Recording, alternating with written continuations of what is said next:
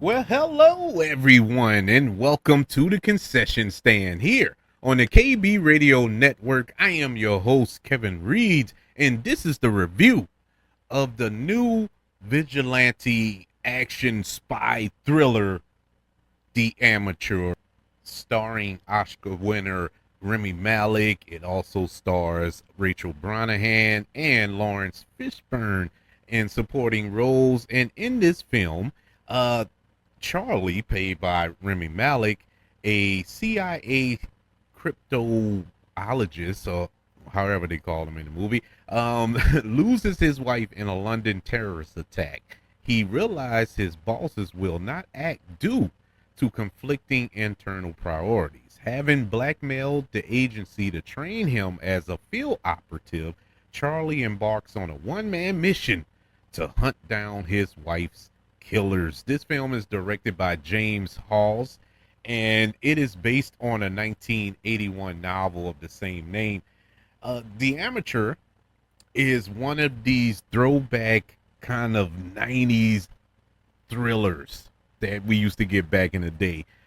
And quite honestly, me growing up in that era, I I was all in for this. The trailers and all of the promotional materials just reeked of that era of espionage, spy thrillers, action movies, and I was all for it. And then if you're gonna mix it in with modern times, with these, bombastic action sequences, I'm all for that as well. Well, this movie doesn't have the big action set pieces that you would see, most commonly done in this day and age. But this was a slow burn espionage thriller, and I appreciated it for that. Remy Malik, as I mentioned before, is the star of this film. Remy Malik is one of those actors who is just solid. You know what I'm saying? It don't matter what the film is or what the TV show is, he's solid. And I bring up TV show. A lot of people recognize him from Mr. Robot, which was on the USA Network. Never watched that show. I have never watched it, but I know multiple people who have, including my wife, who watched it from first episode to final episode. She loved the show. It wasn't that I didn't want to watch it. I just never got around to watching that show. But it looked interesting. And from what I gather, this character is pretty much what his character was in the Mr. Robot series, other than the split personality thing and this, that, and the third. But take that element out of it. It's pretty much the same guy.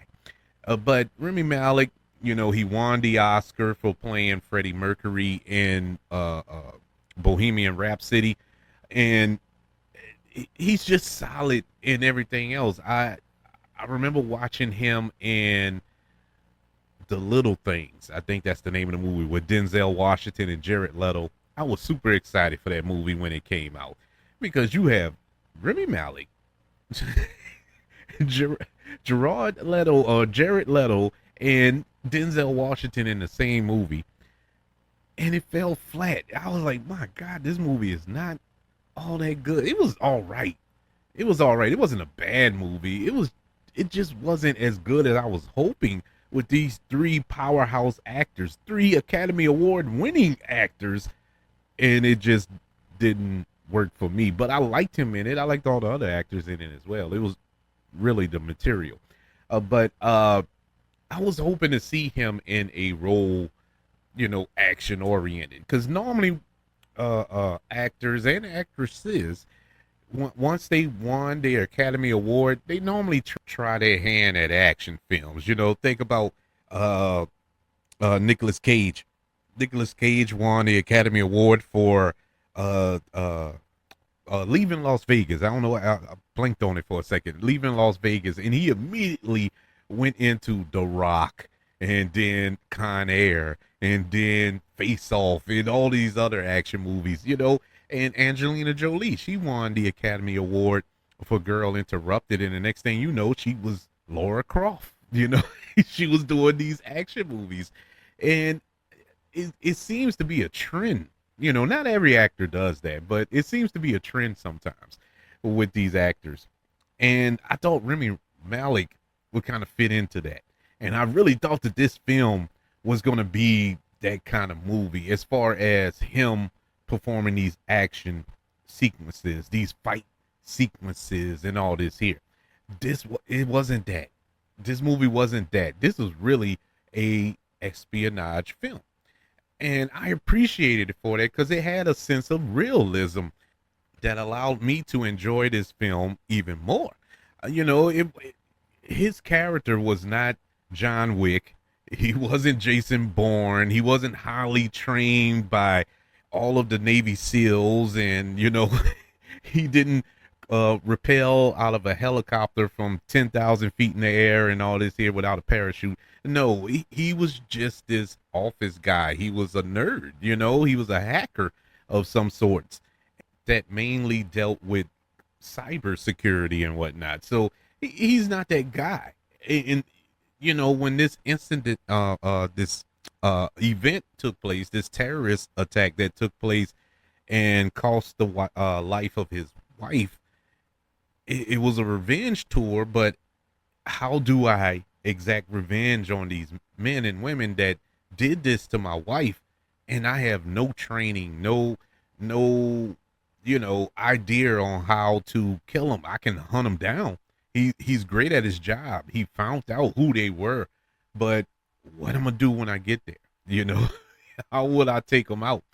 And this film does a really, really good job of explaining how he exacts revenge on these individuals as he works his way up the ladder.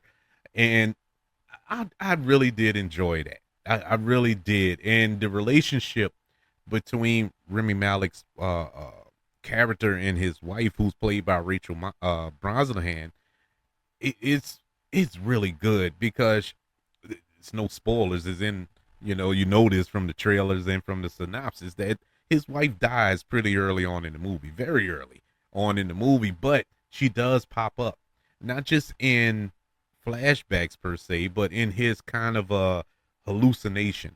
He's having these visions of her.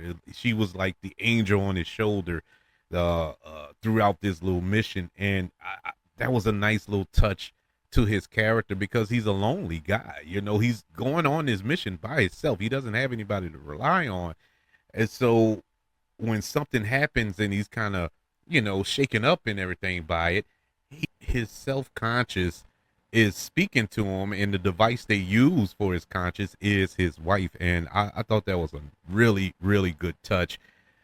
The action, if you want to call it that, it was they had some action sequences in this film that was done pretty good. I liked the kind of basic approach to the action. It wasn't buildings exploding and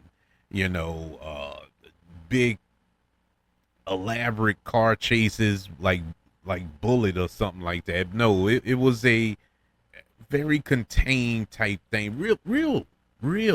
They kept the realism there, and this felt like a real life thing. This felt like a situation that has happened, and we're just retracing the steps of what happened. And it's all good because of the character we're following. He's not that guy. He's not a one-man killing machine. He's not that guy like that. That can walk into a club where 50 armed men and he takes out all of them with one clip of his Beretta. But he is not that type of dude. He's more cerebral, very smart, and how he keeps everybody on their toes, and he's 2 steps ahead of everybody else. At least he thinks that. And that's in a big reveal that happens later on in the movie. Of course, we're not going to spoil it here, but I did like that. The thing that I didn't like about the movie was the end. And the end, even though it wasn't a bad ending, like I said, this is a realistic movie, so it kind of had a realistic ending. I didn't like it. It just did not satisfy me at all. Especially going on this journey for 2 hours with this guy. You know, you wanted a satisfying conclusion to this story, and for me personally, it wasn't satisfying. I get why they ended it the way they did, and yes, in a real world scenario, this is what it would be. This is exactly what it would be. But I didn't want real world. I was honestly craving a a bombastic conclusion to this movie, but we didn't get it, and it's fine. You know, it didn't taint the movie. You know, it didn't you know betray the story in any way. It was on par with our character that we was following, so it's not it wasn't the end of the world. I was just expecting a little more. But this it is formulaic. It's the typical tropes throughout the movie, that we get in typical spy thrillers and whatnot. So there's that element as well. You kind of see things coming, from a mile away. Somebody's going to be in this building. Somebody's going to be in the room when he opens the door that he knows, and the betrayal, the quote unquote twist that happens. It the first 5 minutes of the movie, but they waited till an hour and a half into the movie to reveal it, even though you know exactly what's going on. But overall, I enjoyed it. I thought it was a really good watch, a really, really entertaining film. To say that it's not an action-packed car chase every other scene, explosion every other scene, shootout every other scene type movie, it was still entertaining, and that's all I can ask for when I walk into the theater. The Amateur gets a letter grade of a B minus. And it was really good. It's a really good film. Rami Malek gives an excellent performance. Forgot to talk about that. I guess in my mind I'm thinking like it's a no-brainer. Of course, the dude is phenomenal. He gives a phenomenal performance in this film.